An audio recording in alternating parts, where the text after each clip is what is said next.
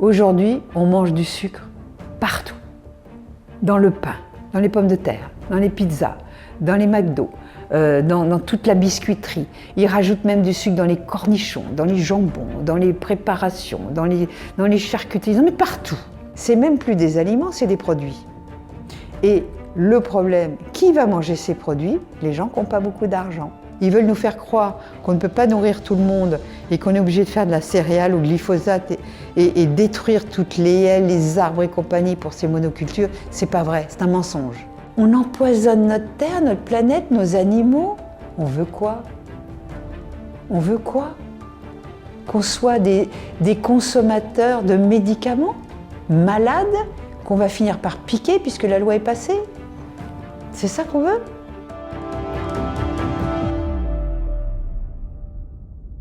Bonjour Marion Kaplan. Bonjour Henri Michel. Merci d'avoir accepté notre invitation. Alors, vous êtes naturopathe fonctionnelle, auteure, conférencière. Vous avez écrit de nombreux ouvrages sur la nutrition et la santé, et notamment Symbiotique, dont nous allons parler aujourd'hui. C'est un livre dans lequel vous décrivez l'impact néfaste de certains aliments sur la santé et où vous préconisez un retour à une alimentation plus ancienne. Paléolithique. Voilà, inspiré du régime paléobiotique qui nous vient du paléolithique justement. Peut-être pour commencer, est-ce que vous pouvez nous parler un petit peu de votre parcours et des raisons qui vous ont amené justement à vous intéresser aux questions de nutrition?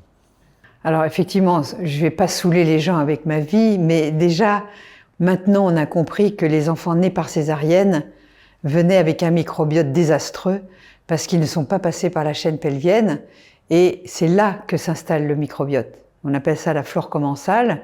Quand on passe par cette chaîne pelvienne, il n'y a pas de problème, on est ensemencé par toute la flore de la mère et tout ce qui se passe dans l'accouchement, et c'est ça qui va ensemencer l'intestin, les poumons, les trous de nez, la bouche, etc., et qui va nous donner cette armure de bactéries qui va nous permettre de nous adapter à notre environnement. Quand on est par césarienne, on coupe le cordon, on vient nous chercher, on nous technique, et elle est où la flore? Maintenant, on fait attention. Maintenant, on a compris qu'il fallait absolument que l'enfant soit ensemencé avec la flore microbienne de la mère et de l'accouchement. Maintenant, on met une gaze dans toute ce bouillie-là. On le fait téter à l'enfant, on lui met dans les trous de nez, on le badigeonne avec. C'est très important. Mais à mon époque, dans les années 50, on faisait pas ça. Et on était même lavé, on avait un microbiote avec les mains des infirmières, les produits chimiques, etc. Avant de continuer, je voudrais vous présenter le sponsor de cette vidéo, Ground News. Aujourd'hui, beaucoup de médias ont une ligne partisane et il est parfois compliqué de se faire une opinion sur certains sujets. Avec Ground News, vous avez accès tous les jours à des milliers d'articles issus des médias du monde entier. Vous pouvez identifier rapidement les biais qui influencent les reportages, évaluer la crédibilité des sources et aussi connaître les propriétaires des médias que vous lisez. La fonction Blind Spot vous permet même d'identifier les sujets couverts ou ignorés par les médias selon leur bord politique. Par exemple, ici, on a un sujet sur le droit d'asile et une décision de justice qui permettent aux Palestiniens à Gaza de prétendre au statut de réfugiés en France. On voit qu'une quarantaine de médias ont couvert le sujet et que la majorité penchait à droite. Valeurs Actuelles et Le Figaro titrent sur les réactions d'Éric Zemmour et Marine Le Pen, alors que Le Parisien reprend une dépêche de l'AFP et insiste sur les éléments qui ont motivé la décision de justice. Pour découvrir notre sponsor Ground News et obtenir une réduction de 40% sur le Vantage Plan, rendez-vous sur ground.news/ETF ou scannez le QR code. Vous pouvez retrouver le lien dans la description sous la vidéo. Alors le microbiote, peut-être, parce que tous les auditeurs ne connaissent peut-être pas le microbiote, c'est tous les micro-organismes. On le sait maintenant quand même, maintenant tout le monde en a parlé parce qu'on a ouvert la boîte de Pandore il y a 25 ans ou un truc comme ça. On a découvert que on avait compris qu'il y avait des familles de bactéries, que dans notre intestin, il y a des bactéries, des virus, des parasites, des champignons, il y avait plein de trucs comme la Terre. Et on a ce qu'on appelle la flore commensale, qui est la flore qu'on adopte à la naissance. Et si on a une mauvaise flore à la naissance, on est mal barré dans la vie. Parce que ces microbiotes, parce qu'on en a sur la peau, dans les trous de nez, dans la bouche, on en a partout, eh bien, c'est eux qui cuisinent ce qu'on va manger, ce qu'on va toucher, et c'est eux, par exemple pour la peau, le gel qu'on nous a mis partout, ça enlevait tout le microbiote des mains. Ah, pendant le Covid, le gel microalcoolique. Et donc, il faut qu'il y ait un bon microbiote sur la peau qui est un petit peu un paravent entre le monde extérieur et le monde intérieur et qui nous permet d'avoir des bons boucliers. Et c'est pareil pour notre intestin. Donc, dans notre intestin, si on a les bonnes bactéries et les bons virus, parce qu'on a des virus dans l'intestin, on a des bactériophages, on a plein d'éléments qui sont en symbiose et qui permettent d'assimiler, d'absorber. À partir des aliments qu'on a mangés, ils vont couper en tout petits bouts dans l'estomac, il va y avoir les acides, et tout ça va arriver dans l'intestin grêle, où il y a un endroit où ils vont être absorbés dans la circulation sanguine. Mais tout ça, c'est grâce aux bactéries. Elles fabriquent les vitamines du groupe B, elles font plein de choses. Donc en fait, le microbiote, ça participe à la fois à l'immunité, à tout, aux défenses immunitaires, à la digestion aussi. C'est ça. Donc à tout. Et d'ailleurs, l'intestin est le premier organe endocrinien. Parce que non seulement endocrinien, mais aussi nos neurotransmetteurs se fabriquent là. Il y a notre système immunitaire. Donc si le microbiote ne va pas, c'est comme Hippocrate, hein, il dit toute maladie commence dans l'intestin.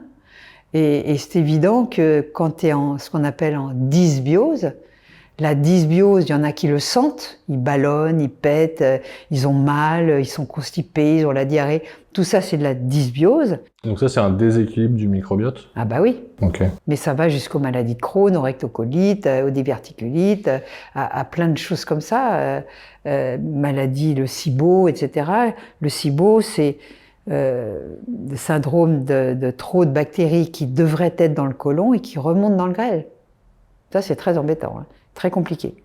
Mais aussi, dans notre intestin, il y a des fois des manques de certaines bactéries, de certaines enzymes. Et à ce moment-là, sur notre microbiote, il y a un mucus. Et ce mucus, il va accrocher les bonnes bactéries qui vont permettre un bon échange avec notre flux sanguin.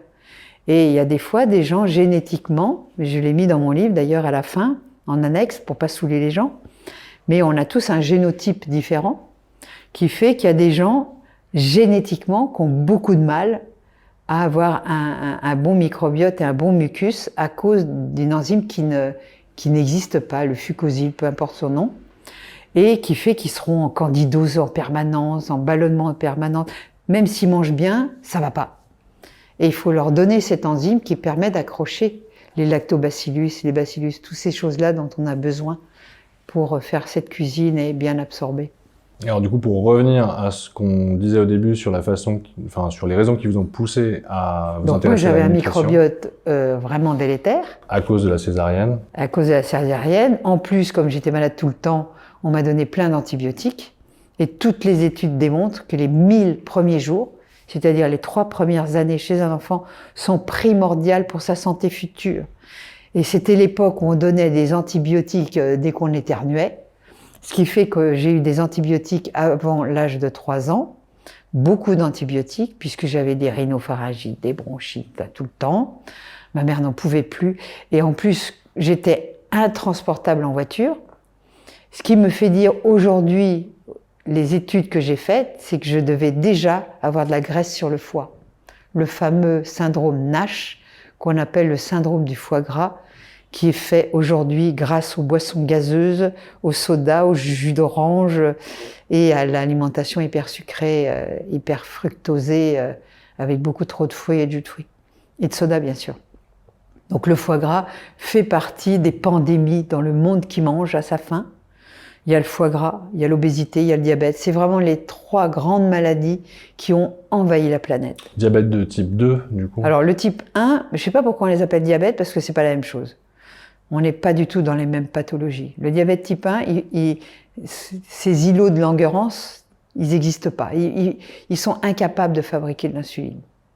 Donc si vous donnez du sucre à un diabétique type 1, il peut faire un coma.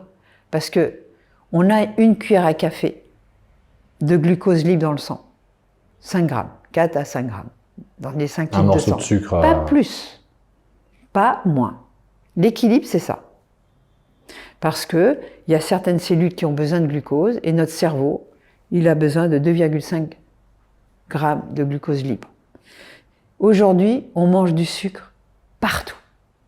Dans le pain, dans les pommes de terre, dans les pizzas, dans les McDo, dans toute la biscuiterie. Ils rajoutent même du sucre dans les cornichons, dans les jambons, dans les préparations, dans les charcuteries, ils en mettent partout. Ce qui fait que de 5 grammes, on passe à 200, 300 grammes par jour. Donc l'insuline, elle fait quoi? Elle dit, parce que c'est très délétère d'avoir trop de sucre dans le sang. D'accord? Ça fait du caramel. Là, les carambars, là. On a du carambar dans les artères, dans les veines, et on fait des bouchons à terme. On fait des AVC. On est obligé de vous porter des stents parce que vous avez les artères qui se bouchent. On a la microcirculation qui marche moins bien. Donc vous, les hommes, vous avez moins, votre érectibilité, je sais pas comment on appelle ça, est moins performante au fur et à mesure qu'on est résistant à l'insuline. Donc cette insuline, elle est là pour remettre les pendules à l'heure et nous redonner nos 5 grammes, pas plus, pas moins. Donc l'insuline, elle est là, elle va faire rentrer, c'est la clé qui fait rentrer le glucose dans les cellules. Donc plus on est musclé, plus on a de capacité d'absorber du glucose. Donc ça, c'est bien. C'est un bouclier anti-diabète. Donc faites de la musculation, ça c'est très bien, même en vieillissant. Il y a le foie qui en prend une partie, mais quand il y en a trop, au bout d'un certain temps, l'insuline est là, elle veut faire entrer. Mais la cellule, elle dit « Eh oh, moi la cave est pleine, hein. J'en veux plus de ton sucre. Hein. Terminé. Mais où je le mets, quoi? Alors je le mets sous forme de graisse. On grassit, on grossit, on prend le ventre à bière, on met de la graisse sur le foie, dans les viscères, il y en a partout après. Hein. Donc le surplus de sucre se transforme en graisse. Il faut qu'il se transforme quelque part. J'en fais quoi si je le brûle pas? Si je peux pas le mettre dans mes muscles et dans mon foie il a qu'une petite capacité d'absorber le sucre, surtout sous forme de fructose. Le fructose est aussi dangereux quand il dépasse une limite que l'alcool. Donc quelque part, un jus de fruits, si on en prend beaucoup, un soda, est aussi délétère qu'un verre d'alcool. Parce que le sucre, le foie, va en priorité le métaboliser parce que c'est un poison. À l'époque du Paléolithique, on avait des fruits à une saison. Moi, je te parle en Europe et compagnie. Une saison. C'est-à-dire été, fin d'été, point barre. Il n'y a plus de fruits après. On est des chasseurs, cueilleurs. Un peu de cueillette, mais beaucoup de chasse. Et notre organisme, au fur et à mesure des âges, s'est fabriqué, et notre cortex, notre cerveau s'est développé grâce au collagène, aux foies d'animaux qui contiennent des acides gras qui vont dans le cerveau, parce qu'entre le cerveau et l'intestin, tu as une barrière, la barrière hémato-encéphalique. Le cerveau, il ne se nourrit pas de nourriture. Hein. Lui, il ne veut que du glucose, des corps cétoniques et du DHA, c'est-à-dire du gras, du bon gras, saturé. Il veut pas ton huile de colza. Lui, il veut de l'huile de poisson, il veut ton gras issu de mammifères élevés à l'herbage et non pas dans les grands élevages intensifs.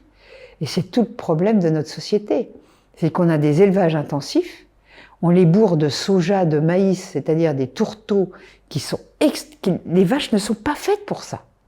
Elles font du gras, elles font des oméga 6, c'est-à-dire des acides gras pro-inflammatoires, et c'est pour ça qu'on dit que la viande n'est pas bonne, parce que ces viandes d'élevage intensif sont pas bonnes.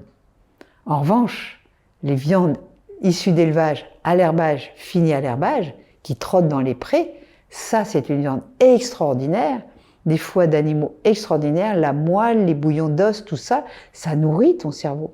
Ça te donne du fer bioassimilable, du zinc bioassimilable, des acides gras qui vont directement dans ton cerveau, etc., pour ton système immunitaire. Ça nourrit ta flore, ça te donne tous les éléments. Et notre société, on est à contre-courant de la société, parce que la société diabolise les graisses animales, au profit de leur margarine dégueulasse et de leurs huiles raffinées, qui sont pro-inflammatoires et qui te développent de la résistance à l'insuline, mais ça c'est le prochain, la prochaine alerte que je donnerai l'année prochaine. Vraiment, c'est un vrai scandale ce qu'on est en train de faire. On encourage les gens à être végétariens, c'est normal, puisque élevage intensif, agriculture intensive, on est tous malades. Hein.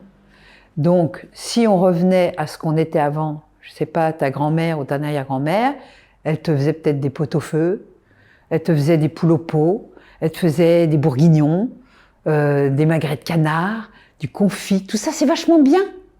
Et aujourd'hui, on va nous donner que du végétal, c'est-à-dire des monocultures qui dévastent les sols de la planète. On a abattu des arbres et compagnie pour faire pousser du soja, qui n'est pas une plante pour les humains, qui était un engrais. Et puis les petits malins se sont dit « Ah bah tiens, c'est bien, il y a de la protéine là-dedans, on va leur faire manger du soja. » Mais le soja est bourré d'un antinutriment qu'on appelle des lectines, c'est dans mon bouquin. Les lectines, elles perforent ton intestin et elles rendent ton intestin perméable. Les lectines, si j'ai bien compris en lisant le livre, c'est une toxine aussi qui est sécrétée C'est un antinutriment. Parce que sur cette planète, où tu manges ou t'es mangé, d'accord? Et personne ne veut être mangé, que ça soit un végétal ou un animal. Donc tu as des animaux qui sont des herbivores, et eux, leur seule défense, c'est de se barrer. Donc quand il y a le lion qui arrive, il vaut mieux qu'elle court vite. Mais cette planète est faite qu'il y a des animaux qui mangent d'autres animaux, d'accord? Tu as des animaux qui mangent des végétaux, mais ce qui est incroyable, c'est que les végétaux, ils sont arrivés plus tard sur la planète, hein. Ils ont fabriqué leurs propres toxines pour garder leurs petits bébés, pour pouvoir continuer à exister. Et donc, par exemple, les graines des céréales, elles ont une coque très dure qui, si tu manges un grain de blé comme ça, il ressort comme il est rentré. Je peux te dire que tes enzymes, elles font rien du tout, tu fais le test. Parce qu'elles sont bourrées de cet antinutriment qui s'appelle la lectine, parce qu'il faut absolument que ce grain de blé donne des bébés blés, comme le bébé riz, etc. Dans les fruits, tu as le noyau. Le noyau, il est très dur. Mais pour qu'il puisse faire des bébés, il va mûrir, il va tomber de l'arbre. Mais il faut qu'il soit mangé par l'animal, parce que si le fruit tombe sous l'arbre, il n'aura pas assez de soleil pour grandir et pour faire un arbre.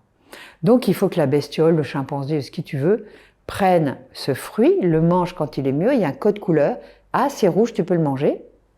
Il va manger le fruit et clac, il va jeter le noyau, plus loin de l'arbre. La végétation est incroyable.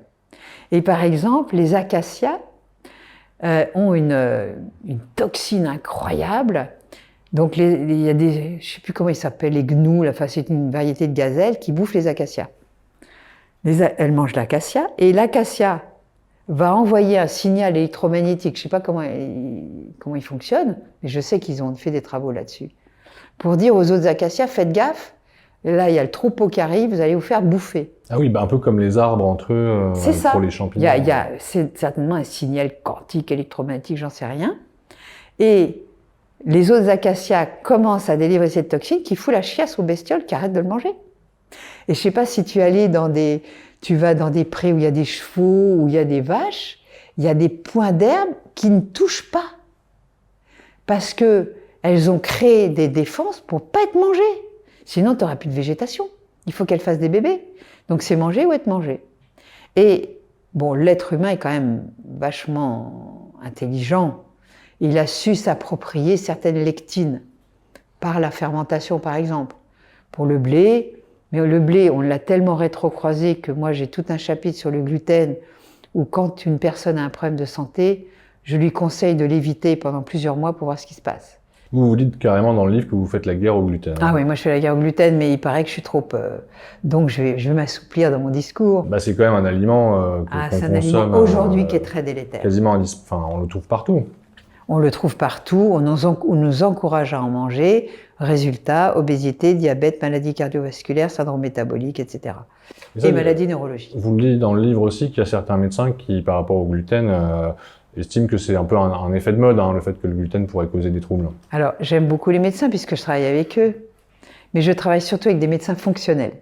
Qu'est-ce que c'est qu'un médecin fonctionnel? Un médecin fonctionnel, c'est un médecin qui a fait sa médecine pendant 7 ans ou 10 ans si c'est un spécialiste, et qui a compris qu'il ne soignait pas les gens en donnant des médicaments. Et qui donc fait un cursus de médecine fonctionnelle et nutritionnelle. C'est un cursus qui peut être 1 ou 2 ans, où ils ont beaucoup de cours, et le DU est très compliqué, où on étudie le terrain. On étudie les vitamines, on étudie le microbiote, on étudie tous les éléments qui font qu'on va voir où se trouve l'inflammation, quelle est la cause de la cause. On fait d'autres analyses que le médecin courant ne fait pas. Et à ce moment-là, on essaye de comprendre, en rentrant dans le microbiote, en rentrant dans la biologie, dans les vitamines, dans les carences, etc., dans l'homocystéine, dans les vitamines D, dans les acides gras, dans l'hémoglobine glyquée, toutes ces choses-là. Ils vont essayer d'aller à la cause de la cause. Parce que c'est pas parce qu'on a un symptôme, on va pas mettre du plâtre dessus pour éteindre le symptôme. Pourquoi j'ai ce symptôme? Est-ce que c'est génétique? Parce que la génétique, c'est quand même 10%.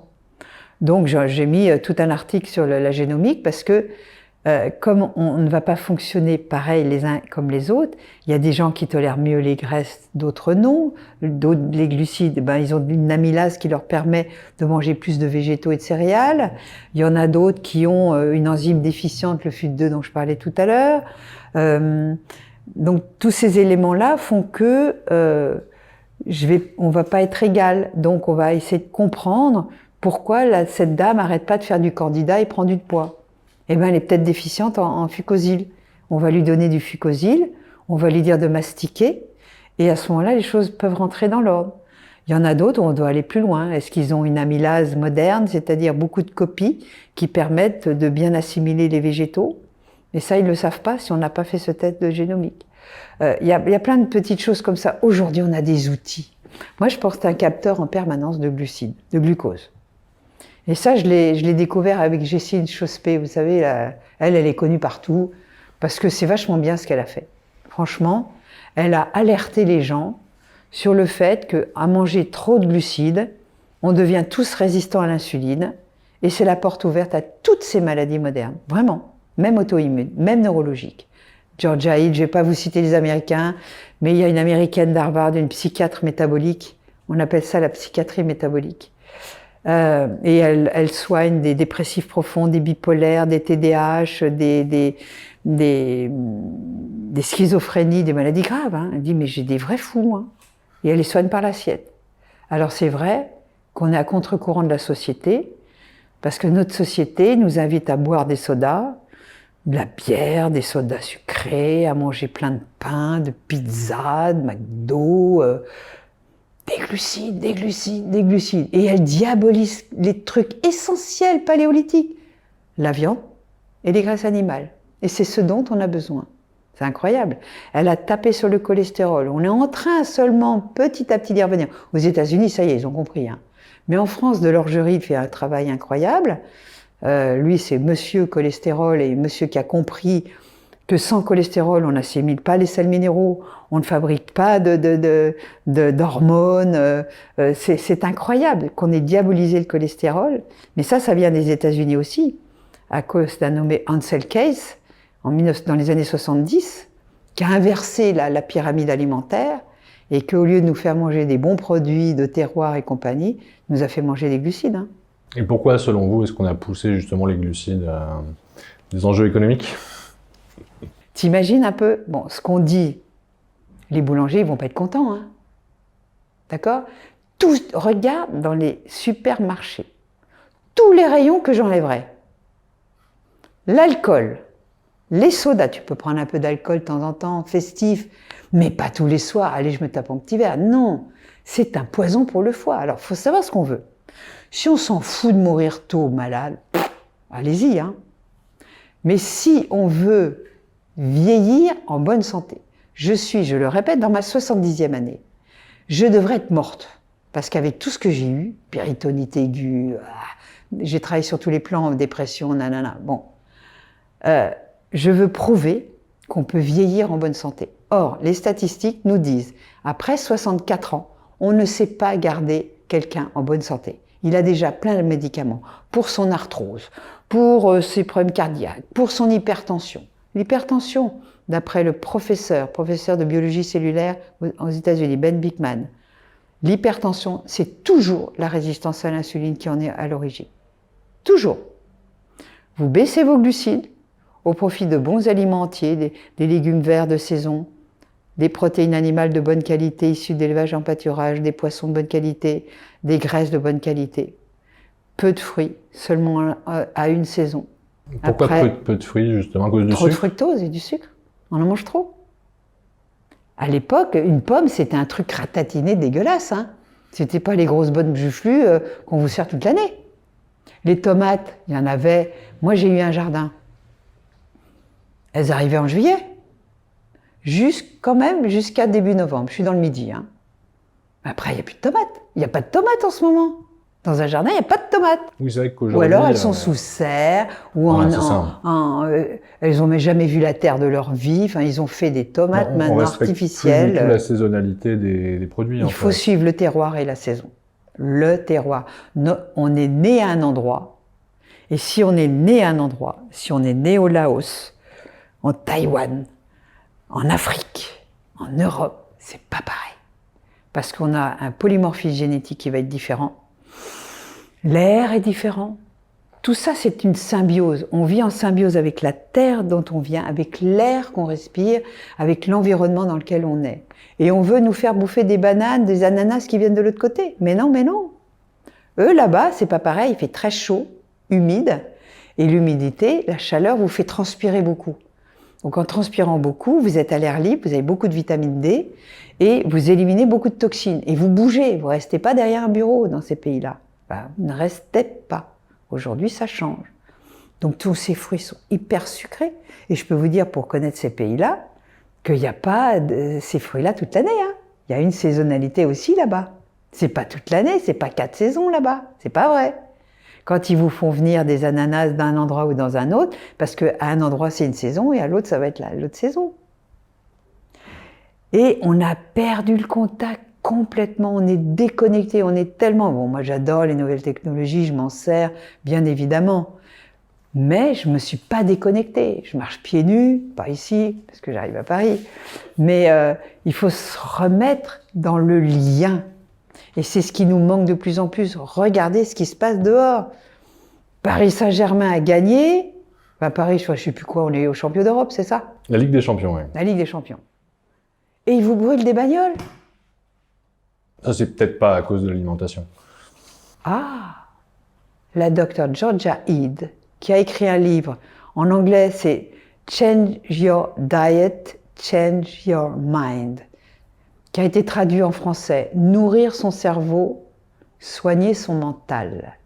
Je peux te dire, puisque j'y suis passée, moi, en bonne TDAH, mais j'étais colérique, anxieuse, avec des bouffées d'angoisse. Autoritaire aussi, vous l'avez dit. Autoritaire, mais ça, c'est un tempérament. Mais maintenant, je suis beaucoup plus calme. J'ai plus jamais fait de colère, mais des colères, mais je me faisais peur toute seule. C'est l'alimentation. Moi, j'étais bec sucré. Avec l'alimentation. Ah oui. Ah oui. Oui, parce que c'est vrai que dans le Et livre... ce lien est dans son livre. Lisez ce livre. Vous, dans votre livre, vous dites aussi, justement, en parlant du sucre, que le sucre peut favoriser l'agressivité. Ah, il favorise l'agressivité. Il y a des études qui le démontrent? Les études publiées sur PubMed. Allez chercher les études. C'est le numéro 1 pour d'inflammation. Et il ne faut pas croire que le cerveau, il est à côté du corps. Le cerveau, c'est un organe. Et c'est un organe qui peut être baigné de glucose sans y avoir accès. Parce que quand on est résistant à l'insuline, le cerveau est résistant à l'insuline, encore plus, bien avant.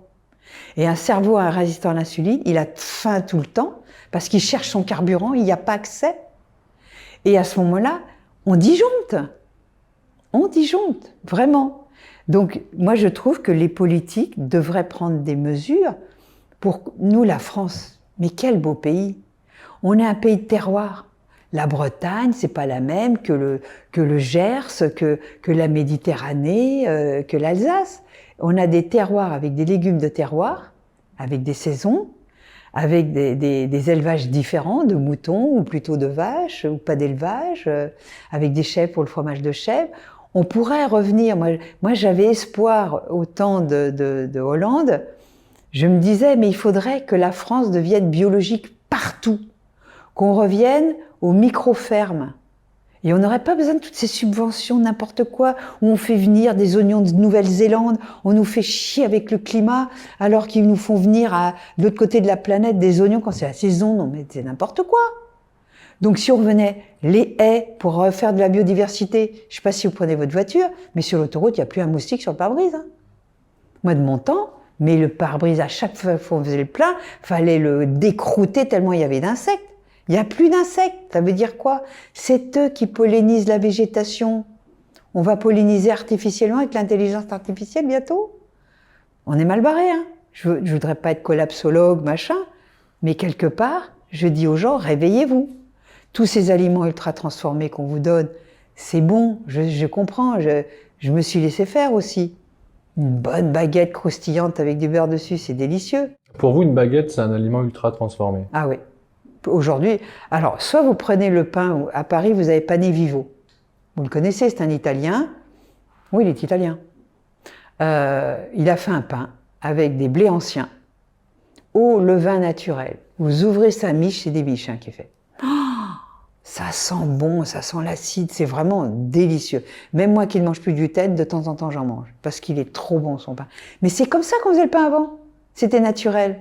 Aujourd'hui, c'est des aliments ultra transformés, avec un blé ultra transformé, qui a plus de 40 chromosomes, il en avait une douzaine.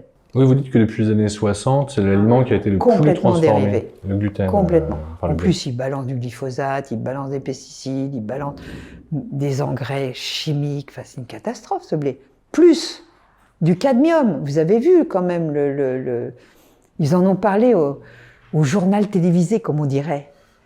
Ils en ont parlé du cadmium qu'il y en avait partout dans les céréales. Alors, j'en reviens pas que le pain était blindé de cadmium. Le cadmium est un métal lourd neurotoxique. Neurotoxique. Le glyphosate est neurotoxique. Donc on élimine la baguette. C'est le problème, c'est que c'est bon. On est habitué, parce que moi ça fait presque 3 générations que j'existe, et j'ai vu l'involution, j'ai vu la dégradation de notre alimentation. J'ai bien rencontré Joël de René. Joël de René, à l'époque, a acheté mon vitaliseur, puisque vous me connaissez aussi, c'est aussi par mon cuve vapeur que je vends depuis 40 ans, c'est 40e année cette année. Il a écrit un livre en 74 qui s'appelle « La malbouffe ». Donc en 74, on parlait déjà de malbouffe. Je ne sais pas si vous voyez. Et depuis Jean-Pierre Coff, vous avez dû connaître, mais c'est de la merde. Mais il se tournerait dans sa tombe en ce moment. Parce que c'est encore plus de la merde. C'est même plus des aliments, c'est des produits. Et le problème, qui va manger ces produits? Les gens qui n'ont pas beaucoup d'argent.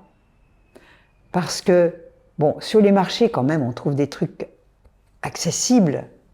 Mais je dirais à ces gens-là, regroupez-vous. Moi, je sais qu'il y a des gens qui se regroupent, qui achètent un demi-bœuf et qui se partagent. Et à ce moment-là, c'est moins cher. C'est ça qu'il faut faire. Il faut se regrouper, faire des paniers ou aller dans des cultures bio où on va récolter soi-même. Il faut retrouver ces petits maraîchages. Il y a aussi des petits jardins paysans, là, des petits jardins...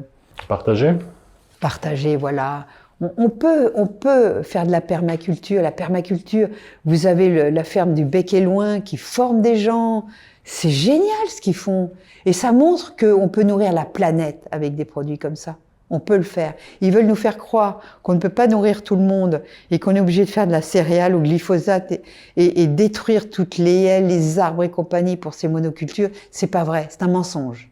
C'est un mensonge. La permaculture est d'une abondance incroyable. Donc, c'est toute une société qu'on devra changer. Et si, comme dirait Jean Covici, on ne veut pas le faire en prenant nos propres mesures, eh bien, on le fera dans la souffrance. Tant pis. Moi, mon choix est fait. Hein. Prenez des œufs. Il y a un poulailler chez vous si vous allez à la campagne. Moi, je suis dans le Midi. Hein, j'avais une maison que j'ai vendue. Mais j'avais un poulailler avec 2 coqs. Parce que les œufs fécondés contiennent de la vitamine C que ne contient pas l'œuf normal. Je lui donnais tous les restes, en plus c'est écologique, mais tout, vous leur donnez tous vos restes, toutes vos épluchures, tout ça, elles bouffent tout, c'est incroyable les poules. Elles font office de compost. C'est génial, c'est un vrai compost en elle-même, et elle faisait des œufs jaunes orangés, trop bons quoi. On n'est plus habitué à ça, on a des jaunes pâles, ils ne veulent rien dire ces œufs qu'on nous donne aujourd'hui. Alors, vous avez parlé du sucre, donc du gluten aussi. D'ailleurs, le gluten, effectivement, on parlait du pain. Vous dites dans le livre Bah, que le pain maintenant, d'aujourd'hui, on en trouve aussi dans tout ce qui est produit c'est du sucre en transformé. barre. C'est du sucre en barre. Oui, mais ce que vous dites dans le livre, c'est que le gluten, on en a aussi dans des produits transformés Ils en mettent partout. auxquels on ne penserait pas nécessairement. Donc, il faut aussi bien lire les étiquettes en réalité. Ils en mettent partout, parce que glu-colle, c'est une colle extraordinaire pour faire monter plein de choses. Et le sucre, c'est un conservateur formidable. Donc, il y en a dans les cornichons du sucre. Non mais, incroyable. Je sais plus où j'ai vu du sucre. J'ai dit, c'est pas possible de mettre du sucre là-dedans, là. Faut le faire quand même. Je sais plus ce que c'était. Et dans un magasin bio, hein. Je dis, c'est pas possible. Oui, c'est-à-dire que le bio n'est pas exemple. Le bio non n'est plus, pas exemple de tout sucre. Ah non, reproche, non, il y en a aussi. Hein. C'est pour ça, si vous prenez des aliments bruts déjà, que vous cuisinez vous-même, à la vapeur dans mon vitaliseur, pourquoi pas? Parce qu'il y a aussi les réactions dans la cuisine. Parce que si on fait de Tchernobyl dans notre cuisine et qu'on détruit tous les nutriments, c'est pas forcément une bonne chose, vous voyez. Oui, Donc, c'est-à-dire que sur la cuisson, il y a aussi des choses. ah ben moi, je me suis posé ces questions il y a très très longtemps, parce que je me suis dit, attends, la diététique a quand même fait un effort de nous dire quoi manger, quoiqu'elle a beaucoup beaucoup évolué, et pas en France, hein, aux États-Unis, parce qu'en France, on n'évolue pas.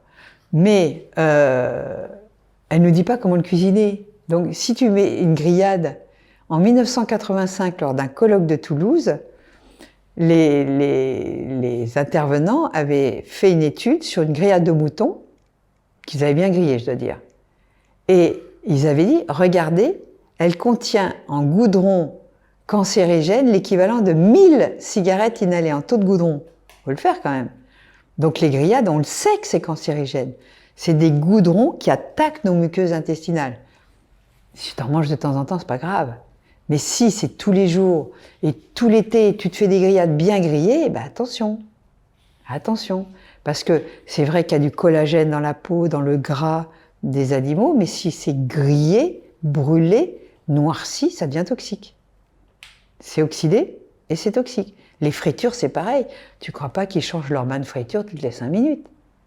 Non, non, non, non. Non seulement c'est fait avec des huiles de graines hyper toxiques qui te rendent résistant à l'insuline, mais en plus c'est bourré d'acroléine, et ça on le sait aujourd'hui. Hein. Qu'est-ce que c'est que l'acroléine? Bah, c'est un toxique pour nos muqueuses et cancérigène, tout simplement. Donc si tu veux faire de la friture chez toi, tu le fais dans une bonne huile et tu jettes l'huile après. Dans une bonne huile, c'est-à-dire quel type d'huile? Bah, le problème, voilà. Le problème, avant on faisait ça dans le saindoux, qui était une graisse animale, qui était très bien, parce qu'elle supportait des points de cuisson.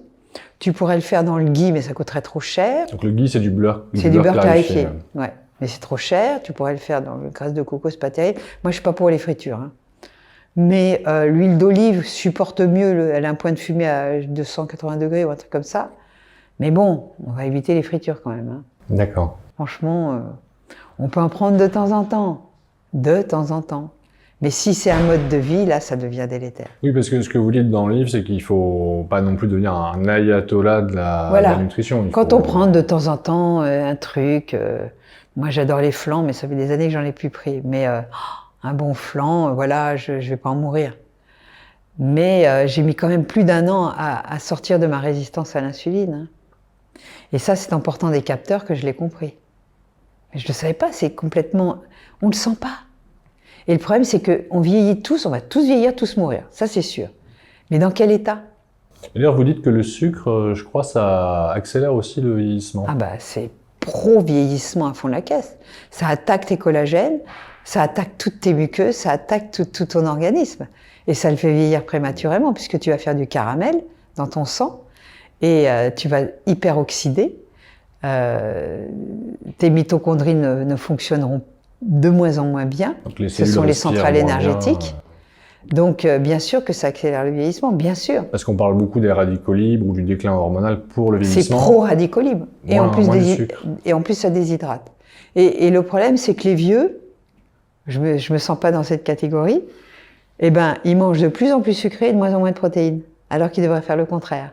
Manger plus de protéines, puisqu'on perd de la masse musculaire. On perd plusieurs pourcentages tous les mois. Si on ne mange pas des bonnes protéines animales pour reconstituer, par exemple, avec de la leucine, qui est contenue dans la viande d'animaux ou à l'herbage, et qu'on ne fait pas des exercices en plus pour bien métaboliser ces protéines, parce que si tu restes passif et que tu manges des protéines, ça ne marchera pas non plus. Exercice physique, monter les étages à pied, tout ça c'est très important. Même très vieux, tout le temps faire de l'exercice, avec un peu de résistance. On peut faire des squats, tu vois. Je peux faire un squat. Allez-y. Tu vois, regarde. Et pourtant, je me suis cassé le col du fémur il y a 2 ans à vélo, j'ai eu un accident grave. Et tu vois, tu te mets derrière ton bureau et tu en fais comme ça, une vingtaine, jusqu'à ce que tu aies mal, jusqu'à ce que ça soit trop échauffé. Et après, tu te rassois, tu as fait ton cardiaque, tes mitochondries, eh ben, les vieilles, elles sont passées à la trappe, les jeunes, elles sont de nouveau actives. Et tu entretiens tes muscles squelettiques. Très important. Ça, c'est les travaux d'une médecin qui s'appelle Dr. Gabrielle Lyon, qui a écrit un livre, là, qui est sorti en France, sur les muscles squelettiques. Et très bon travail. J'invite tes auditeurs à lire ces bouquins-là. Ben Bikman sur la résistance à l'insuline. Il n'y a pas que mon livre. Moi, j'essaye de vous orienter à... Il est plus simple, le mien. Je mets les éléments essentiels. Mais eux, quand ils parlent de résistance à l'insuline, des muscles squelettiques, du cerveau pour George Haid, c'est fondamental pour ceux qui veulent un peu de connaissances. Parce qu'après, c'est vous qui ferez vos choix. Je suis pas là pour vous dire « mange ci, mange ça ». Non, regarde qui tu es, regarde comment tu fonctionnes. Tu as des boussoles aujourd'hui. Tu peux faire ton génotype, ça coûte 300 et quelques euros. Tu le fais qu'une fois dans ta vie. Au moins, tu sais comment ton métabolisme peut fonctionner. Quelles sont tes forces, quelles sont tes faiblesses.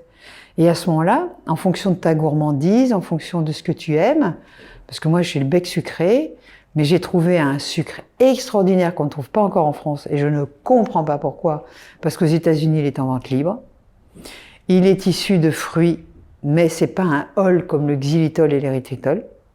Il s'appelle l'allulose, A2LULOSE, allulose. On ne le trouve que sur un site américain. On peut se faire livrer en France, heureusement. C'est iHerb, iherb.com, et il se travaille comme le sucre. Il caramélise comme le sucre. Et il fait baisser la glycémie. Il ne fait pas monter l'insuline. Et en plus, alors là, c'est les dernières études de Ben Bikman et d'autres, il a une action sur le GLP-1. Tu as dû entendre parler de ces médicaments qui activent le GLP-1, qui est une hormone de la satiété. D'accord ? Cette hormone, quand elle est activée dans l'intestin, parce qu'elle est délivrée dans l'intestin, elle est là, en fonction de ce que tu as mangé, elle dit « c'est bon, j'ai assez, tu peux t'arrêter, tu n'as plus faim ». C'est génial. Sauf qu'il y a des gens à manger cette alimentation très sucrée, ultra transformée, le GLP-1 il ne marche plus. Et c'est pour ça qu'on voit des obèses qui se jettent sur les aliments qui ne peuvent pas s'arrêter.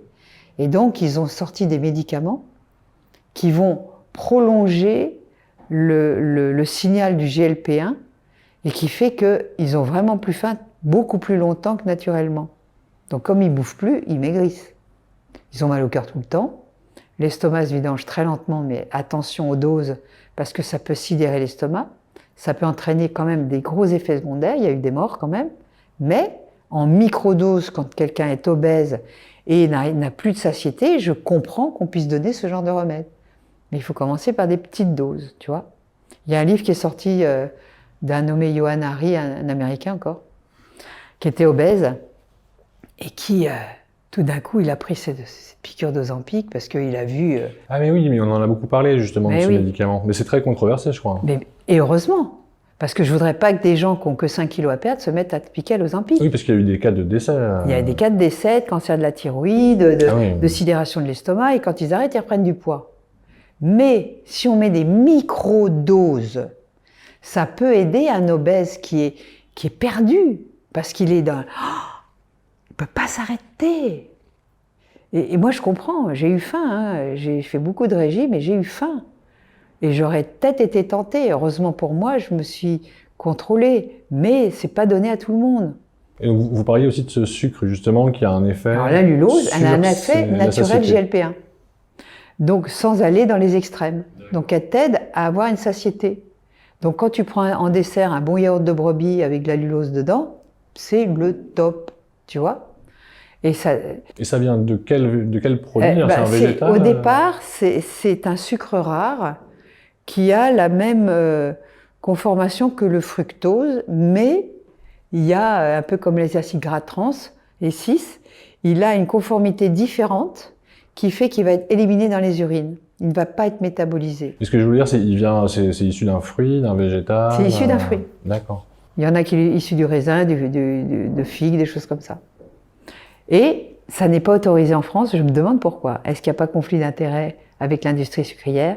Je ne le saurai jamais, je m'en fous, moi je le commande là-bas. Je fais mes stocks parce que depuis que j'en parle, ils sont en rupture de stock permanente. Mais c'est génial.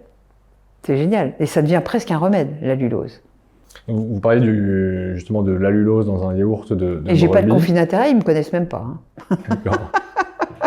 Je le répète. Vous parliez justement de l'allulose dans un yaourt de brebis, par exemple. Oui, ou chè. Ou chè, vous consacrez aussi plusieurs pages du livre justement aux produits laitiers. Voilà. Les produits laitiers, je vais mettre un bémol. Oui, parce que dans le livre, vous dites que globalement, vous n'y êtes pas favorable. Hein. Je ne suis pas favorable tant que tu es mangeur de glucides. Et je ne suis pas favorable si tu prends des produits laitiers courants. Les produits laitiers que tu trouves en grande surface sont issus de vaches Holstein, les noirs et blancs. Et c'est des vaches qui ont été hybridées pour faire beaucoup de lait, beaucoup trop de lait. Et elles donnent une caséine très inflammatoire qui s'appelle la caséine A1. En revanche... Donc la caséine, c'est une enzyme qu'on a... La caséine, c'est une protéine. Protéine, oui, pardon. C'est une protéine pro-inflammatoire, la A1. Qu'on trouve dans le lait. Qu'on trouve dans tous les laits, mais surtout de vaches et un peu de brebis. Mais dans la brebis, naturellement, c'est une caséine qui n'est pas inflammatoire, qui s'appelle la caséine A2. Cette caséine-là, on la trouve dans les vaches jersiaises. D'ailleurs, j'ai trouvé chez Grand Frais de la crème issue de vaches jersiaises. Alors là, j'étais sur le cul, parce qu'ils sont en train de s'y mettre. Ça prouve que mon discours passe, que j'arrête pas de matraquer là-dessus. Prenez des produits laitiers issus de vaches jersiaises et de toute façon au lait cru, des fromages au lait cru, etc. Mais si vous êtes buveur de soda ou de jus d'orange ou de jus de fruits, que vous êtes mangeur de glucides, attention aux produits laitiers, parce que les deux sont pro-inflammatoires. En revanche, c'est l'un ou l'autre. Voilà, si vous gérez de façon thérapeutique vos glucides, vous baissez votre niveau, vous ne prenez plus de jus, plus d'alcool, plus de ces trucs-là, vous ne prenez plus les pains classiques, et vous mangez des légumes, des salades, du fenouil, des poireaux, des choses comme ça, de saison. À ce moment-là, parce que moi j'étais intolérante, hein, depuis que j'ai découvert qu'on pouvait gérer de façon thérapeutique les glucides, ce que j'ai fait, il y a des gens qui sont à 100 grammes, d'autres 50, moi je suis à 20. Et, par jour? Oui. 20 grammes par jour. C'est vite fait. Hein. Et un yaourt, c'est déjà 4 grammes ou 5 grammes, hein, donc ça va vite. Hein. Et moi qui avais une sinusite chronique, déviation de la cloison madale, polype, je ne demande à personne d'avoir une sinusite chronique, c'est l'enfer. On ne peut plus respirer, on n'a plus de goût. On est comme ça, le cerveau devient un cerf-volant. Hein. C'est l'enfer. Ils voulaient m'opérer les polypes et tout. J'avais tout essayé, l'acupuncture, le machin, j'ai tout essayé. Les huiles essentielles, la sympathico. J'ai coupé les glucides. Et moi, quand je mangeais du fromage, mon nez, il se bouchait. Et depuis que j'ai coupé les glucides, je prends dans les 20 grammes, je mange des légumes. Hein. Attention, je suis pour les légumes. Mais je mange du citron, mais très, très, très peu de fruits. Et je mange de la viande, du poisson, des œufs. Je peux manger tous les fromages de bonne qualité et j'ai plus le nez bouché. Donc, c'est à bémol. Caséine A2. Et si vous êtes un mangeur de glucides, que vous avez un trouble inflammatoire, que vous pouvez faire en analyse, CRP-US, de toute façon on le sent quand on a l'inflammation. On a des douleurs, on a de l'arthrose, tout ce qui est en ose, c'est ménopause, arthrose, tout ça, il y a de l'inflammation. Et en avançant en âge, une femme surtout, mais les hommes aussi, vous avez l'andropause quand même, les femmes deviennent physiologiquement résistantes à l'insuline. Donc elles ne peuvent plus manger les glucides qu'elles mangeaient avant. On a plus de tolérance aux glucides quand on est jeune, mais au fur et à mesure du temps, tu vas voir. Peut-être aussi parce qu'on fait plus d'activité physique quand on est jeune, ce qui permet d'avoir aussi une Il y a ça aussi, résistance. c'est vrai. Donc il faut entretenir notre musculature qui va absorber le glucose, mais il va falloir faire attention, regardez, parce que, messieurs, vous prenez vite la petite bedaine, vous commencez à avoir de l'hypertension, des petits signaux qu'il y a un truc qui ne va pas. Vous allez commencer à perdre vos cheveux. Les cheveux montrent qu'il y a une acidification du terrain, c'est de l'inflammation. Ah, si on perd ses cheveux, c'est que le terrain Vous s'acidifie. avez trop acidifié. Et comment on fait justement pour le rendre plus alcalin? Eh ben, on évite l'inflammation. Donc on évite On évite les le glucides. sucre, comme je dis, les glucides, on prend les bonnes huiles, on évite les carences, parce qu'une carence est pro-inflammatoire. Et qui fait son taux de zinc, son taux d'oméga 3, Oui, c'est son ça, parce taux que de vitamine D, son pour savoir taux si vous d'iode? êtes carencé, Une carence est pro-inflammatoire. il faut faire des analyses pour le savoir. Bien sûr. Bon, on a moyen de faire des analyses. Et même si c'est pas remboursé par la Sécu, c'est pas des analyses très chères. L'iode, je sais pas combien ça coûte. La vitamine D, je sais que c'est plus remboursé. Ça coûte 15 €, un truc comme ça. Mais au moins, une fois par an, tu regardes ton statut. Moi, la première fois que j'ai fait ça, il y a 8 ans, je pensais manger normalement. Je mangeais méditerranéen bio, on va dire. Et quand j'ai mis les capteurs, j'ai fait « Oula, ça va pas du tout pour moi ». Et j'avais toujours mes problèmes intestinaux, etc. Et j'ai fait des analyses poussées. J'étais carencée en vitamine A, en vitamine D, en zinc, en oméga 3. Mais c'est dingue! Parce que quand tu es en dysbiose, tu absorbes moins bien les nutriments. Donc il faut régler l'intestin. Et ça ne se fait pas en un jour. Le génotype, FUT2 ou pas, l'apport de graisse ou de glucides en fonction de mes tolérances, les aliments, parce qu'il y a des aliments qu'on ne tolère pas, alors ne les mangez pas. Si vous gazez qu'on mange des lentilles, ben n'en mangez pas, elles sont pas bonnes pour vous. On arrête. C'est pas parce qu'on a dit que dans le régime méditerranéen, fallait manger des lentilles que c'est bon pour vous. Parce qu'on est plein de rituels, on a des habitudes. Et c'est compliqué de changer d'habitude. J'en sais quelque Je crois que vous dites dans le livre d'ailleurs que le repas le plus compliqué à changer, c'est le petit déjeuner. Ah oui. Pourquoi? Oui.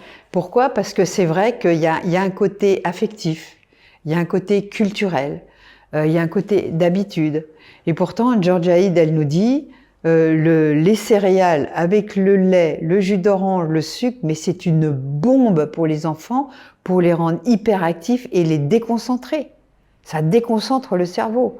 Moi, j'adorais les bouillies quand j'étais petite, les miel pops. Plus c'était sucré, plus j'adorais ça, avec du bon lait, tout ça. Oh là là, les roux-doudous. Je sais pas, tu n'as pas connu les roux-doudous, toi. Les miel pops, oui, mais... C'était des coquillages dans lesquels il y avait du bonbon. J'ai été élevée au sucre. Et tu m'étonnes que j'étais mal. Et donc, il a fallu que je me... C'est une drogue, on le sait. Il y a des analyses qui ont été faites en laboratoire. Ils ont shooté les rats à une solution sucrée pendant 3 semaines, je crois. Ils les ont shootés aussi à la cocaïne, en les obligeant, un peu en les gavant comme des oies. Et après, ils les ont laissés choisir la coke ou le sucre. Ben, ils sont allés direct sur le sucre. D'accord. Donc le potentiel addictif serait supérieur. Ouais, Et je ne sais pas si tu as vu, quand on me dit qu'il n'y a pas de complot quand même. Je ne sais pas si vous couperez, mais ils ont fait... Ah, la partie complotiste, non, ça on aime bien. Non, mais ils ont fait un... Ils ont fait un documentaire qui est sorti sur Arte quand même. Ça va, c'est publié. C'est pas complotiste, Arte. Pas complotiste. Et donc, l'industrie agroalimentaire, je ne citerai pas de marque, ils te passent dans un scanner et ils vont déterminer quelle est la dose de sucre, de sel et de gras qu'il faut en même temps pour que te faire un shoot de dopamine au top. Comme ça, tu es sûr d'être addict. Hein. Je ne cite pas de marque, mais c'est incroyable ce qu'ils font. Ils veulent que tu l'achètes. Ah oui, donc là on parle d'un produit qui est calibré pour générer... Pas qu'un produit, plein. Plein de produits, oui. Plein. Fais tes desserts. À la limite, il vaut mieux que tu fasses un dessert à la maison, avec une bonne farine au blé ancien, même si je suis contre le gluten, je vais te dire, ça te fera moins de mal qu'avec tous ces aliments dégueulasses, bourrés d'éléments, parce qu'en plus, il y a des antioxydants, il y a des conservateurs, il y a des émulsifiants. Tout ça, c'est un cocktail Molotov pour ton microbiote. Oui, c'est ça, parce que vous en parlez des aliments ultra transformés, et notamment des additifs qu'on retrouve dedans. Et ça plombe ton intestin. Et notamment, enfin, il y a souvent un cocktail d'additifs, c'est plusieurs additifs. C'est ça, l'effet cocktail. Est-ce qu'on sait d'ailleurs l'effet que, justement, la conjonction de tous ces additifs peut produire... Ben, on n'en tient pas compte, mais il y a un effet cocktail, tu te rends compte. En plus, tous les perturbants endocriniens qu'il y a, ils disent qu'ils ont enlevé le bisphénol A, ils ont fait un bisphénol B. Moi, je vais te dire, il faut vraiment... Là, ça commence. Là, j'ai vu sur la télé, là. Sur la 3, je crois. Il y a des petites cambrousses où, enfin, ils consignent les bouteilles en verre. On rapporte les bouteilles, on reprend de l'eau. C'est à ça qu'il faut revenir. Aux bouteilles consignées, qu'on ramène, qu'on va laver, on remettra de l'eau dedans. On va pas boire de soda, mais on va boire de l'eau. On va consigner tous ces bocaux en verre plutôt que de les jeter. On va arrêter de faire des trucs en carton bourrés de PFAS, de perturbateurs endocriniens. Les poêles anti-adhésifs, je ne cite pas de marque, devraient être interdites à la vente. On le sait que c'est bourré de polluants éternels et elles sont toujours à la vente. On le dit, on l'a redit, il y a eu des communiqués partout. Bah, et c'est continué à être vendu. Alors que moi, je ne savais pas. Je croyais que c'était quand elle était rayée qu'elle était toxique. Là, on parle des poêles en téflon, choses comme ça. Oui, mais je ne cite pas de marque. J'ai pas envie d'être embêtée. Et donc, même si elles ne sont pas rayées, il y a des microparticules, dès qu'on les chauffe, qui mutent dans l'aliment. Et les plastiques. Les plastiques, c'est pas si vieux que ça. Il n'y en avait pas après la guerre 40, c'est venu après. C'est venu, je crois, dans les années 60. Ou 50, c'est venu au moment après-guerre. Il n'y avait pas de plastique. Maintenant, tout est en plastique. Et il paraît on mange tous les mois l'équivalent d'une carte bancaire. Et il y en a dans le cerveau, il y en a partout. Ah oui, avec les microplastiques, mais qu'on retrouve aussi dans les mers, d'ailleurs, dans les océans. Avant, on avait des bactéries capables de neutraliser et de manger ces microplastiques, mais on ne les a plus. On a perdu des continents de bactéries dans notre microbiote. Et ça, c'est grave. Oui, ce que vous dites d'ailleurs, c'est qu'il y a des études qui ont été faites là-dessus et que le microbiote des habitants des pays occidentaux s'est appauvri finalement. Il est moins riche aujourd'hui, moins diversifié que ceux des pays en voie de développement. C'est vrai que le microbiote d'un homme du Paléolithique, à mon avis, aujourd'hui, on mangerait comme eux, on n'y arriverait pas. Ils mangeaient du cadavre, ils mangeaient après les animaux, ils se servaient après. Oui, ils ont commencé par être des charognards. Et on dit qu'on mourrait plus jeune, vas-y, nourris-toi en étant dans une grotte. Dès que tu sors de la grotte, t'es prédaté parce qu'on était bons, on n'avait pas de poils, on était super bons pour les carnivores. Donc on était chassés. En plus, on n'avait pas de chauffage ni de clim, ni d'eau courante, ni de lave-vaisselle ou de lave-linge. Donc on était quand même très prédatés, très sensibles au froid et très sensibles aux infections. Donc l'eau pouvait être saumâtre ou quoi. Enfin, en plus, beaucoup de femmes mouraient en couche. Il n'y avait pas les césariennes. Donc, et en plus, quand ils se battaient pas entre tribus, donc c'est normal qu'on vivait pas vieux.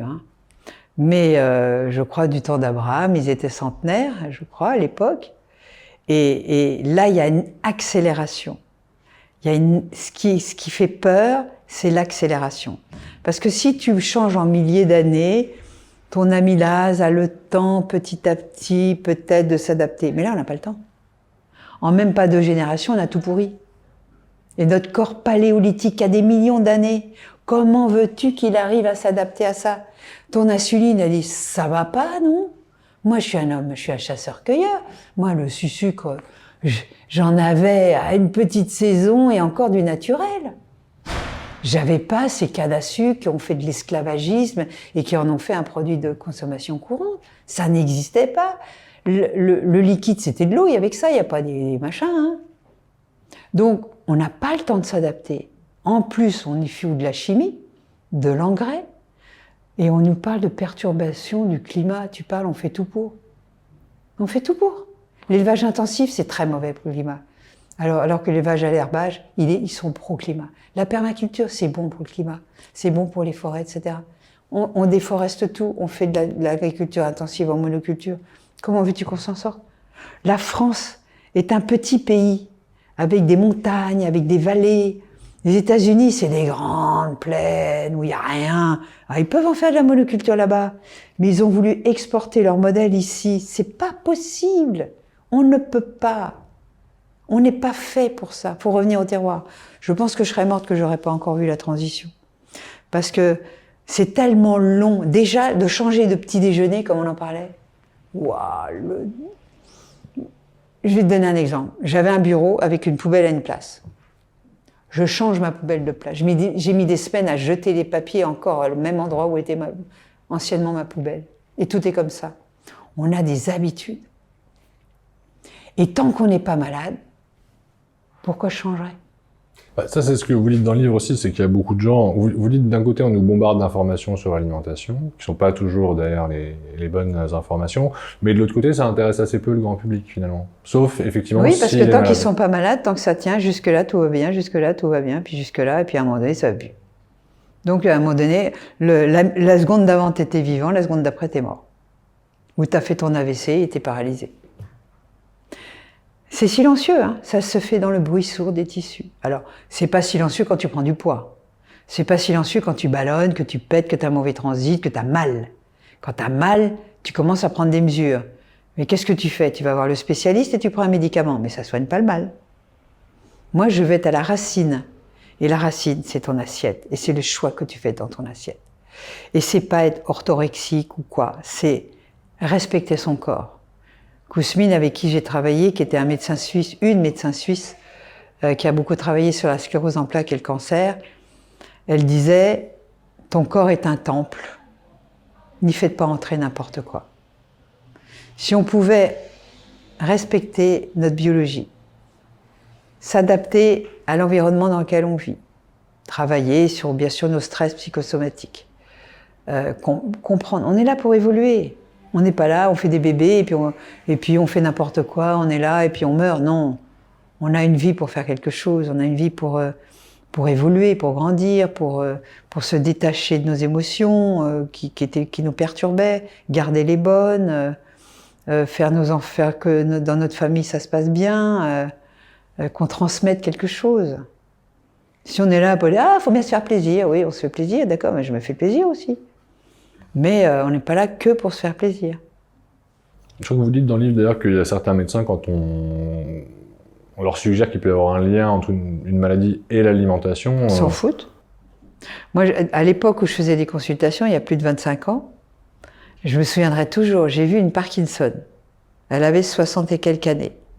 Un début de Parkinson. Hein. À l'époque, j'étais juste sur éliminer le sucre, gluten et produits laitiers de vache. Je ne savais pas. Tout ce que je sais maintenant. Elle est revenue 2 mois après, 2 mois.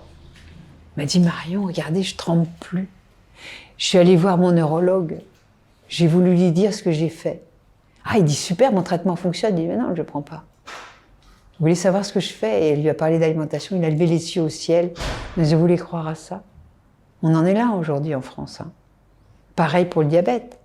On leur dit « Mais non, manger des fruits, manger du pain, c'est pas grave. » On a l'insuline, on a la metformine, on a les médicaments.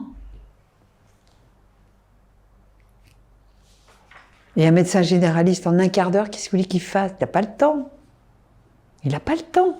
Moi, je connais plein de médecins qui étaient généralistes au départ, qui sont devenus fonctionnels parce qu'ils se sont dit « J'en ai marre de ne pas pouvoir soigner mes patients ».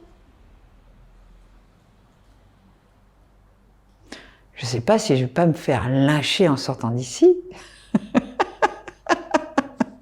Bah, tout ce qui est un petit peu médecine alternative, souvent est critiqué justement par les médecins conventionnels. Mais bien sûr que ça peut être critiqué. Moi, je devrais les appeler médecine intégrative. Tu vois? Parce que il n'y a pas que l'alimentation, bien sûr. Il n'y a pas que la psychothérapie, bien sûr. Quand tu as mal quelque part, les ostéopathes sont géniaux. Moi, je suis allée voir, parce que comme ils m'ont opéré, là, ils m'ont foutu une prothèse, j'avais des douleurs dans le muscle qui me faisaient un peu boiter. Ben, je suis allée voir un mec qui fait des fascias. La fasciathérapie, c'est un truc génial. Et j'ai plus mal, j'ai plus de problème. Quelques semaines de thérapie et tout est rentré dans l'ordre.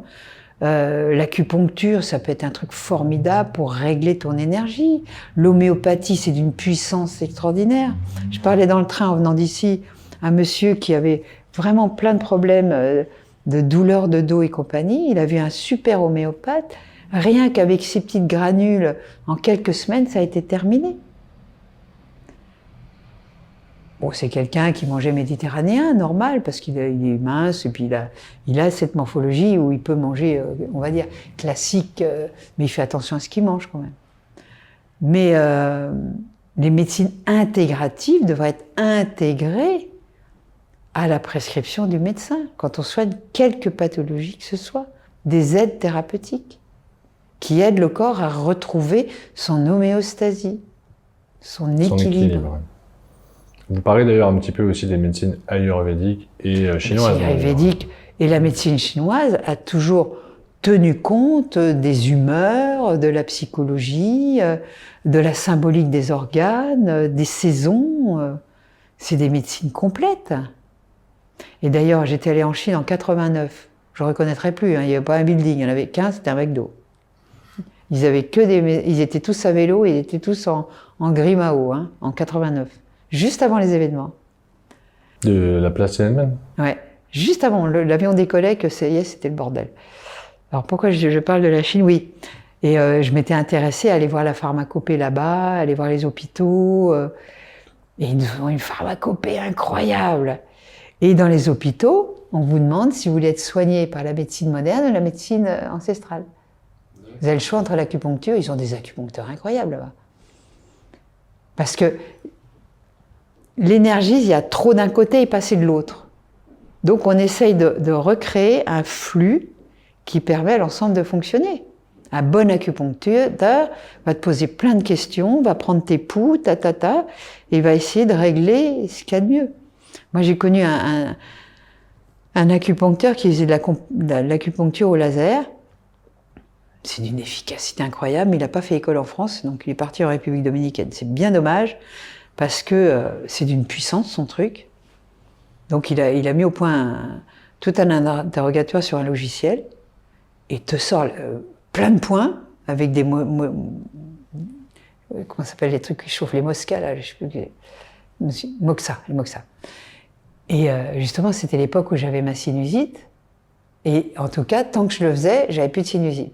Et dès que j'arrêtais, ça reprenait. Et là, maintenant, ça n'a plus jamais repris avec l'alimentation. Gérée en glucides. Et pour revenir sur ce qu'on disait sur les médecines traditionnelles intégratives, c'est aussi une approche qu'on n'a peut-être plus aujourd'hui en Occident, qui est vraiment centrée sur l'individu. C'est-à-dire qu'on ne donne pas la même chose, le même médicament à tout le monde. On a un traitement spécifique pour chaque personne. Non, ils ne le font pas.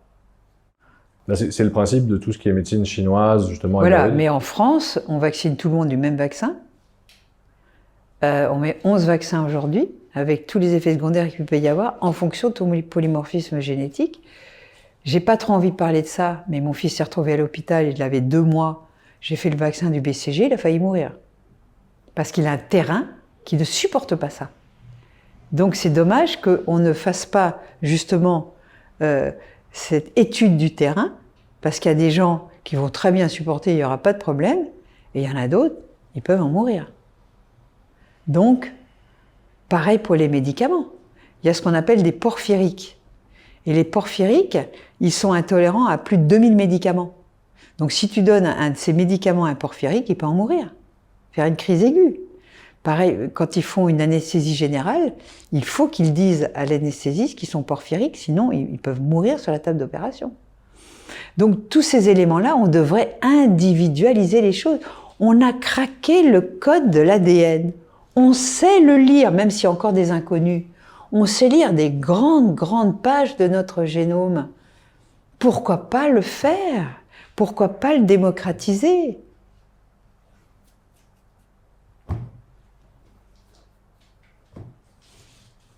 Ah, vous en revenez aux intérêts, finalement, des intérêts économiques.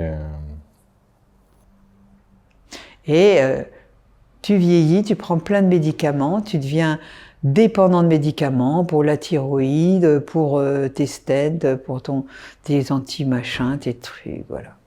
Voilà la médecine au lieu de faire de la prévention. Est-ce que vous avez le sentiment aujourd'hui qu'on nous empoisonne, entre guillemets, en quelque sorte? Ah bah carrément. Ah, tu rigoles, attends. T'imagines l'épiphyse, les perturbateurs endocriniens. Quand tu fais ton plein d'essence, t'as plein de perturbateurs endocriniens qui t'arrivent dans les narines, qui te rendent résistant à l'insuline. Travaux de Ben Bikman. On empoisonne notre terre, notre planète, nos animaux. On veut quoi? On veut quoi? Qu'on soit des consommateurs de médicaments, malades, qu'on va finir par piquer puisque la loi est passée? C'est ça qu'on veut? Non.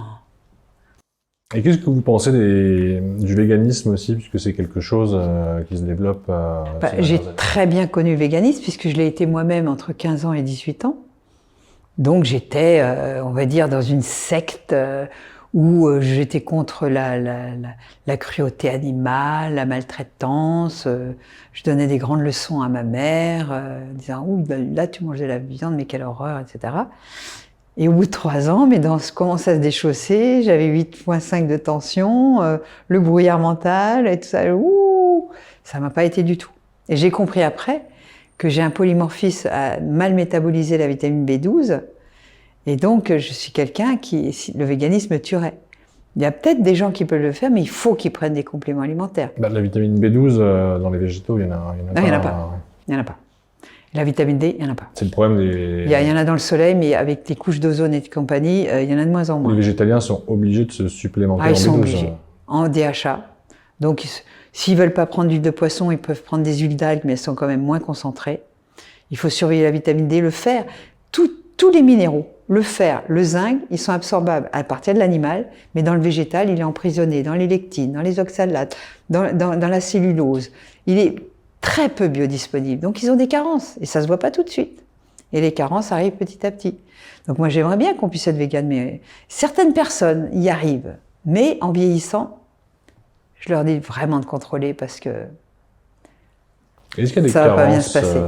Ah oui, il y a plein de carences dans le véganisme. Mais justement, sur le régime paléo, est-ce qu'il y a des choses qui nous manquent puisqu'on parlait des... Alors, moi, je suis dans une alimentation cétogène, c'est-à-dire moins de 20 grammes de glucides par jour. Et il faut prendre des minéraux, des citrates, des choses comme ça. Et il faut saler plus. C'est les seuls impératifs. Sinon, si on mange des abats d'animaux, on a tout. On a tout. Avec des bouillons d'os, de la moelle, des foies d'animaux, du cœur, de la viande, des poissons, des bons œufs, type bleu blanc cœur bio, etc. On a tout. On couvre tout. Sauf les citrates, on est obligé de prendre des minéraux à côté. Est-ce que pour résumer, peut-être vous pouvez nous dire en grosso modo quels sont les aliments qu'il faut bannir absolument de notre alimentation? Le sucre. Tout ce qui est à base de sucre. Le sucre ne pousse pas dans la nature. D'accord? On a voulu faire de la canne à sucre, mais elle est morte dans une canne à sucre. Ça va être fatigant et vous allez y laisser vos dents. Hein. Donc le sucre, vraiment, sucre ajouté, sucre dans les boissons, faux ou pas, à part l'allulose, bannir. Je ne suis pas amie avec les céréales, mais surtout les céréales à gluten. On peut avoir une tolérance pour le sarrasin, qui est quand même riche en oxalates, mais ça dépend des gens.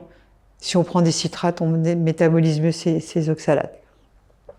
Donc je suis plus pour certaines pseudo-céréales, pour ceux qui le veulent. Personnellement, je n'en prends plus. Si je prends de temps en temps une crêpe de sarrasin, ça m'arrive. 1 ou 2 fois par mois, j'ai envie d'une crêpe. Mais les céréales à gluten, vraiment, faites attention. Les produits laitiers de vache Holstein, caséine A1 qu'on trouve dans le commerce courant. Le lait sous forme de lait. L'être humain, à partir de l'âge de 3 ans, n'a plus de lactase et n'est plus capable d'assimiler le lait de mammifères. Il faut qu'il soit coagulé, il faut qu'il soit fermenté. Donc le lait fermenté, oui. Le kéfir, excellent, kéfir de lait, très bon. Il y a des kéfirs de chèvre, de brebis, même de vaches si elles sont de Jersiès, très bien. Parce qu'il est fermenté avec une bactérie et ça c'est génial. Les yaourts de bonne qualité, pas les yaourts sucrés. Hein, les fromages blancs, les faisselles de chèvre, de brebis et les fromages à pâte dure. Si on est vraiment intolérant au lactose, il vaut mieux aller vers les fromages à pâte cuite parce que là le lactose a été neutralisé par la fermentation et la cuisson. Donc les gruyères, les choses comme ça, mais toujours au lait cru issu de vaches de bonne qualité. Sinon, des tomes de brebis ou de chèvre sont très bien. Il y a Bernard Gabory qui fait un boulot magnifique et ils ont de très bons fromages. Ça, on en trouve dans les commerces type Naturalia, par exemple, voilà, comme ça. Dans les magasins diététiques, on en trouve. Il faut chercher. Et à contrario, les aliments qu'on devrait consommer... Alors, les produits animaux d'élevage à l'herbage, hein. Parce que si vous mangez du porc qui a été élevé dans des batteries, ça c'est l'enfer. Hein. Il faut des porcs grande filière, comme on appelle ça, qui courent dehors, qui sont dans la boue et qui ont une vie normale. Hein. Oui, puis qui ne sont pas trop piqués avec des produits phytosanitaires. Voilà. Donc normalement, un bœuf d'herbage finit à l'herbage, les porcs pareil, les poules, c'est plus compliqué parce qu'on leur donne du grain. Ça, c'est compliqué le poulet. Ah oui, donc en fait, on les bourre d'oméga 6, c'est ça? Eh oui. Et comme dirait Pierre Veil, le bleu blanqueur, tu manges ce que le poulet mange. Hein. Donc c'est compliqué le poulet. Hein. Il vaut mieux du mammifère. Et bien sûr des abats d'animaux de mammifères élevés à l'herbage. Type féroce.food. Pareil, j'ai pas de conflit d'intérêt, mais il faut qu'on fasse monter ces élevages vertueux pour qu'il n'y ait plus de place pour l'élevage intensif. Ça devrait être interdit, l'élevage intensif. Interdit, on n'est pas fait pour ça. Laissez ça aux Américains. Mais nous, en France, ça devrait être interdit. En venant en train, j'ai quand même vu plein d'élevages dehors. Hein. Des belles petites vaches qui étaient dans l'herbe, donc ça fait plaisir. et des oméga 3, donc issus d'animaux, donc des poissons gras, des sardines, du foie de morue. Tous ces éléments-là sont très importants pour notre santé. Et des bouillons d'os, qu'on peut faire nous-mêmes. Et des légumes. Et des légumes, bien entendu. Le légume accompagne, mais le légume a sa saisonnalité. On évite les tubercules, les pommes de terre, les choses qui poussent en terre parce qu'elles sont très riches en amidon et en sucre. On les mange en petite quantité. En revanche, tous les légumes verts, mais tous les légumes type poireaux, oignons, ail, fenouil, salade, champignons, tout ça, on peut y aller. Céleri. L'artichaut, faire attention, c'est très riche en oxalate. Et peut-être pour conclure, quel est finalement le message pour vous le plus important que nos auditeurs devraient retenir? Il y en a tellement plusieurs. Déjà, faites de l'exercice physique. Très important, parce que si vous mangez bien, mais que vous ne faites pas d'exercice de résistance, des pompes, des squats, démerdez-vous. Toute votre vie, jusqu'à 100 ans. Exercice, sommeil et alimentation, en gérant les glucides et pas d'aliments ultra transformés. Merci beaucoup pour votre éclairage, Marion Capin. Merci Henri Michel.